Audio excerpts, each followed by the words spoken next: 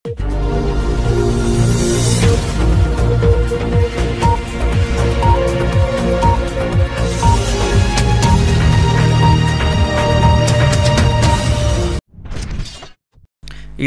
গাজা দখলের পরিকল্পনা সম্পর্কে কতটা জানা যাচ্ছে আরও জানিয়ে দেব ট্রাম্পের সঙ্গে বৈঠকের আগে মোদি সিকে পুতিনের ফোন।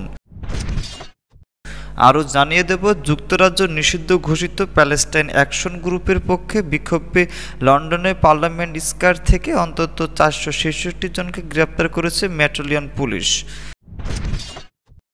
সর্বশেষ জানিয়ে দেব হিমালয়ে এক তরুণীকে দুই ভাইয়ের বিয়ে সমালোচনার জবাবে কি বলছে তারা। এতক্ষণ শুনলেন আন্তর্জাতিক সংবাদ শিরোনাম, এখন থাকছে বিস্তারিত। গাজায় যুদ্ধের নতুন মোড়, ইসরায়েলের নিরাপত্তা মন্ত্রিসভা অনুমোদন দিয়েছে গাজা শহরের নিয়ন্ত্রণ নেওয়ার পরিকল্পনা। এই পদক্ষেপের ফলে গাজার পরিস্থিতি আরও উত্তপ্ত হয়ে উঠেছে। গাজা শহর উপত্যকা উত্তরে যেখানে লাখো মানুষ বাস করেছে, ইসরায়েল বলেছে তারা ইতিমধ্যে গাজার 75% উপর নিয়ন্ত্রণ প্রতিষ্ঠা করেছে। নতুন পরিকল্পনা অনুযায়ী প্রথম ধাপে শুধু গাজা শহরের নিয়ন্ত্রণ নেওয়া হবে, যা পুরো উপত্যকা দখলের প্রথম ধাপ হতে পারে। এই পরিকল্পনা বা যুদ্ধ অবসানের 5 নীতিতে আছে। 1. হামাসকে নিয়ন্ত্রণকরণ। 2. সব জিম্মিকে ফিরিয়ে আনা। 3. গাজা উপত্যকা বেসামরিকরণ। 4. ইসরায়েলের নিরাপত্তা নিয়ন্ত্রণ বজায় রাখা। 5. হামাস বা ফিলিস্তিন কর্তৃপক্ষ ছাড়া বিকল্প বেসামরিক প্রশাসন গঠন। তবে পরিকল্পনাটি ইসরায়েলের ভেতরে ও বাইরে ব্যাপক সমালোচনার মুখে পড়েছে। জিম্মি পরিবারের সদস্যরা বলেছেন এটি জিম্মি ও সৈন্যদের বড় বিপদের দিকে ঠেলে দেবে। যুক্তরাজ্যের প্রধানমন্ত্রী একে ভুল পদক্ষেপ আখ্যা দিয়েছে। তুরস্ক জাতিসংঘ বলেছে এটি গাজার মানবিক সংকটকে আরও ভয়াবহ করে তুলবে।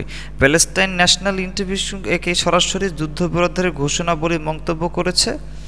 এখনও জানা যায়নি কখন ইসরায়েল গাজা শহরের নিয়ন্ত্রণ নিতে মাঠে নামবে। সম্ভাবনা রয়েছে প্রথম শহরে বাসিন্দাদের সরিয়ে নেওয়া হবে। এদিকে নেতানিয়াহু বলেছেন দীর্ঘমেয়াদ গাজা আরব শক্তিদের হাতে তুলে দেওয়া হবে, যদিও কারা তা স্পষ্ট নয়। মানবাধিকার সংস্থাগুলো বলছে এখনই যুদ্ধ থামানো না গেলে গাজার ধ্বংসস্তূপ ও দুর্ভিক্ষ আরও বাড়বে। ট্রাম্পের সঙ্গে বৈঠকের আগে মোদি সিকে পুতিনের ফোন। মার্কিন প্রেসিডেন্ট ডোনাল্ড ট্রাম্পের সঙ্গে বৈঠকের আগে একাধিক বিশ্ব নেতার সঙ্গে টেলিফোনে কথা বলেছেন রাশিয়ার প্রেসিডেন্ট ভ্লাদিমির পুতিন। আগামী শুক্রবার ইউক্রেন যুদ্ধ নিয়ে ট্রাম্প পুতিন বৈঠক হওয়ার কথা রয়েছে। ট্রাম্প সম্প্রতি পুতিনকে 8 আগস্ট পর্যন্ত সময় দিয়েছিলেন শান্তি আলোচনার বসার করার জন্য, না হলে রাশিয়া দেশটির কাছ থেকে জ্বালানি তেল কেনা দেশগুলোর উপর নিষেধাজ্ঞার হুমকি দেন। এর মধ্যে পুতিন চীন, ভারত, দক্ষিণ আফ্রিকা এবং বেলারুশ, কাজাখস্তান ও উজবেকিস্তানের নেতাদের সঙ্গে যোগাযোগ করেছেন। চীনের রাষ্ট্রীয় গণমাধ্যম জানায় প্রেসিডেন্ট শি জিনপিং টেলিফোনে পুতিনকে জানিয়েছেন ইউক্রেন সংকটের রাজনৈতিক সমাধানে যুক্তরাষ্ট্রের সঙ্গে রাশিয়ার সম্পর্ক উন্নয়নের প্রচেষ্টা দেখায় চীন সন্তুষ্ট। পশ্চিমা চাপের মুখে চীন রাশিয়ার অন্যতম বড় সমর্থক ও প্রধান বাণিজ্যিক অংশীদার হয়ে উঠেছে। আগামী মাসে দ্বিতীয় বিশ্বযুদ্ধ সমাপ্তির 80 বছর পূর্ণতে পুতিনের চীন সফরের কথা রয়েছে। রাশিয়ার কাছ থেকে জ্বালানি কেনার কারণে ভারতের উপর 25% অতিরিক্ত শুল্ক আরোপের ঘোষণা দিয়েছে ট্রাম্প। এর কয়েকদিন পর ভারতের প্রধানমন্ত্রী নরেন্দ্র মোদীর সঙ্গে ফোনে কথা বলেন পুতিন। মোদী সামাজিক মাধ্যমে জানান বন্ধুত্ব এবং পুতিনের সঙ্গে ইউক্রেনের সর্বশেষ অবস্থা নিয়ে বিস্তারিত আলোচনা হয়েছে। পুতিন দক্ষিণ আফ্রিকার প্রেসিডেন্ট সিরিল রামাফোসার সঙ্গে কথা বলেছেন, যিনি যুদ্ধ বন্ধ ও স্থায়ী শান্তির প্রতিষ্ঠার পূর্ণ সমর্থন জানিয়েছেন। এছাড়া বেলারুশের প্রেসিডেন্ট আলমাক্সিম লুকাশেঙ্কোর, কাজাখস্তান এবং উজবেকিস্তানের নেতাদের সঙ্গে পুতিনের আলাপ হয়, যেখানে ট্রাম্পের বিশেষ দূতের সফর নিয়েও আলোচনা হয়েছে। যুক্তরাজ্য নিষিদ্ধ ঘোষিত প্যালেস্টাইন অ্যাকশন গ্রুপের পক্ষে বিক্ষোভে লন্ডনের পার্লামেন্টের স্কয়ার থেকে অন্তত 466 জনকে গ্রেপ্তার করেছে মেট্রোলিয়ান পুলিশ। শনিবারে এ বিক্ষোভ আয়োজন করে ফিনল্যান্ড আওয়ার জুইস নামে একটি ক্যাম্পেইন গ্রুপ। উদ্দেশ্য ছিল ফিলিস্তিনিদের অধিকার নিয়ে কাজ করা। প্যালেস্টাইন অ্যাকশনকে নিষিদ্ধ করার সিদ্ধান্তের প্রতিবাদ জানানো।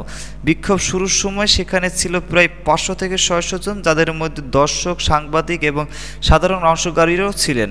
অনেকের হাতে কোনো প্যালেস্টাইন ছিল না, তবুও নিষিদ্ধ গ্রুপটির সমর্থনের অভিযোগে শতাধিককে আটক করা হয়। প্রথম ধাপে স্থানীয় সময় সন্ধ্যা 6টার দিকে 365 জনকে গ্রেপ্তার করা হয়। পরে সংখ্যাটি বেড়ে দাঁড়ায় 466-তে। পুলিশের উপর হামলার অভিযোগে আরও 7 জনকে আটক করা হয়েছে, যদিও কেউ গুরুতর আহত হননি। রয়টার্সের ভিডিও ফুটেজে দেখা গেছে কেউ কেউ ফিলিস্তিনি পতাকার মতো সাদা কালো স্কার্ট পরে স্লোগান দিচ্ছেন, আপনাদের লজ্জা পাওয়া উচিত ও গাজা থেকে হাত গুটাও। অনেকের হাতে ছিল আমি গণহত্যা বিরোধী প্যালেস্টাইন অ্যাকশনের সমর্থক লেখা প্ল্যাকার্ডে। গত জুলাইয়ে ইসরায়েলের প্রতি যুক্তরাজ্যের সমর্থনের প্রতিবাদে প্যালেস্টাইন অ্যাকশনের কিছু সদস্য রয়্যাল এয়ার ফোর্সের ঘাঁটিতে অনুপ্রবেশ করে কিছু উড়োজাহাজের ক্ষতি হয়েছে। এ পরিপ্রেক্ষিতে দেশটির আইন প্রতারণা এবং সন্ত্রাসবিরোধী আইনের আওতা গ্রুপটিকে নিষিদ্ধ করেন। এখন গ্রুপটির সদস্য হওয়া যুক্তরাজ্যের অপরাধ, যার সর্বোচ্চ শাস্তি 14 বছর কারাদণ্ড। এদিকে প্যালেস্টাইন অ্যাকশনের সহপ্রতিষ্ঠাতা হুদা আমির নিষেধাজ্ঞার বিরুদ্ধে আইনি চ্যালেঞ্জ জানাতে আদালতে অনুমতি পেয়েছেন। ঘটনাটি যুক্তরাজ্য ফিলিস্তিনিপন্থী আন্দোলনের নতুন বিতর্ক তৈরি করেছে। ভারতের হিমালয় প্রদেশে দুই ভাই মিলে একই তরুণীকে বিয়ে করেছেন। বিষয়টি দেশ জুড়ে আলোচনার জন্ম দিয়েছে। তবে নবদম্পতির বক্তব্য এটি তাদের শত শত বছরের পুরনো প্রথা, তাই সমালোচনায় তারা বিচলিত নন। সিল্লাই এলাকার চিন্ড পরিবারের দুই ভাই প্রদীপ ও কপিল নেগি হট্টি গোষ্ঠীর ঐক্যবাহী জরিদার প্রথা অনুযায়ী কুনহাট গ্রামের সুনিতা চোহাইকে বিয়ে করেছেন। এই প্রথার একজন স্ত্রী একাধিক ভাইকে স্বামী হিসেবে গ্রহণ করেন। উদ্দেশ্য পরিবারের জমি জমা বিভক্ত হওয়া রোধ করা এবং সামাজিক ঐক্য বজায় রাখা। ফেসবুকে দেওয়া এক ভিডিওতে প্রদীপ নেগি বলেন, এই প্রথা আমাদের গোষ্ঠীকে বহু প্রজন্ম ধরে চলেছে। সামাজিক যোগাযোগ মাধ্যমে কে কী বলল তাতে আমার কিছু যায় আসে না। তিনি জানেন এই রীতি শুধু তাদের অঞ্চলের নয়, উত্তরাখণ্ডে এবং জনসার বহর এলাকাতে প্রচলিত। প্রদীপের ভাই কপিল নেগি বলেন, বিয়েটি হয়েছে সম্পূর্ণ স্বেচ্ছায়, তাদের দুই ভাই, স্ত্রী এবং পরিবারের সবাই সম্মতিতেই। তারা জোর দিয়ে বলেন, খ্যাতি পাওয়ার জন্য নয়, ভালোবাসা ও ঐক্যে থাকার জন্য এই বিয়ে।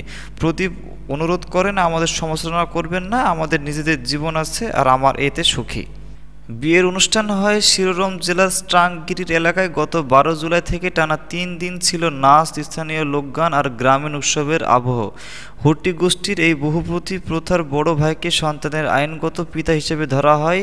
একটি রীতি বা পাহাড়ি কৃষি সম্বন্ধের কাছে এখনও সামাজিক অর্থনৈতিকভাবে গুরুত্বপূর্ণ।